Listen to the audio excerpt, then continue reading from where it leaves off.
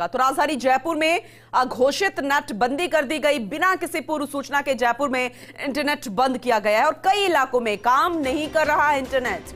RPSC की ओर से college सहायक आचार्य परीक्षा के कारण इंटरनेट बंद किया गया, लेकिन बड़ा सवाल यह है कि आखिर प्रशासन ने नेट बंद करने की पहले से सूचना क्यों नहीं दी। जैसे कि हम बार बार जिक्र कर रहे हैं कि आजकल लेन देन जो होता है या फिर बहुत ज्यादा जरूरी जो काम होते हैं वो इंटरनेट के माध्यम से ही किए जा रहे हैं, क्योंकि बढ़ावा भी सरकार द्वारा ही दिया गया है। लेकिन जब पहले कोई सूचना नहीं दी गई, अचानक कुछ घंटे के लिए इंटरनेट बंद कर दिया गया, तो बड़ा सवाल ये है कि आखिर पहले से सूचना क्यों नहीं दी गई। क्योंकि अगर पहले से सूचना दी जाती तो हो सकता था कि जो आम नागरिक है वो पहले से कोई व्यवस्था करके रखती, लेकिन अब सवाल तो खड़ा होगा ही। सुरेंद्र सिंह परमार सहयोगी हमारे साथ जुड़ चुके हैं, ज्यादा जानकारी उनसे लेंगे।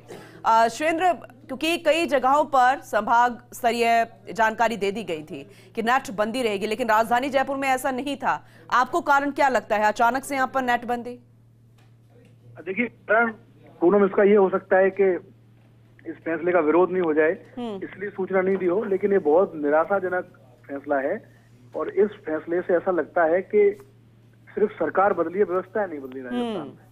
अगर इंटरनेट बंद करके आप पेपर लीक रोकेंगे तो इसका मतलब तो जो लोग परीक्षा नहीं दे रहे उनको आप क्यों पैनिक में डाल रहे हैं। इंटरनेट से पूनम कैब चलती है, ओला, उबर, ऑनलाइन डिलीवरी चलती है, बाइक चलती है रेंट वाली, कोई हजारों लोगों का कारोबार जुड़ा हुआ है। बिल्कुल। और अगर आप पूर्व सूचना देते हैं तो व्यक्ति कोई विकल्प तैयार रखता है कि साहब कल नेट बंद रहेगा, मैं कोई वाईफाई का जुगाड़ कर लूं, कुछ और जुगाड़ कर लूं, कोई नया विकल्प तलाश लूं। लेकिन आप ऐसे रातों रात इंटरनेट बंद कर दें और किसी को बताएं नहीं, तो ये सवाल खड़े होते हैं जयपुर की संभागीय आयुक्त पर, जो भी हैं, जयपुर के कलेक्टर पर सवाल खड़े होते हैं।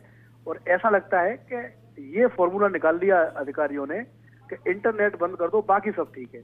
बिल्कुल। लेकिन सच ये है कि पेपर लीक की पुरानी घटनाओं को देखा जाए तो इंटरनेट की वजह से कभी पेपर लीक नहीं हुआ।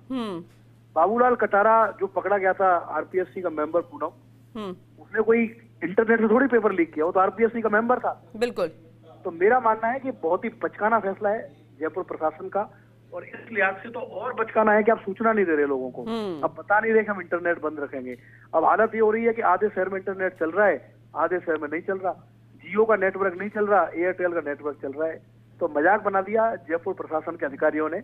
हमारी खबर के माध्यम से हम यही कहना चाहेंगे कि अगर आपको इंटरनेट बंद करना था तो आप बता के करते और पूरे शहर का करते। ऐसे नहीं कि एक कंपनी का इंटरनेट बंद है, दूसरी कंपनी का इंटरनेट चालू है। और नई जो सरकार चुनी है राजस्थान के लोगों ने, वो इसी उम्मीद से चुनी है कि कम से कम पारदर्शिता रहे।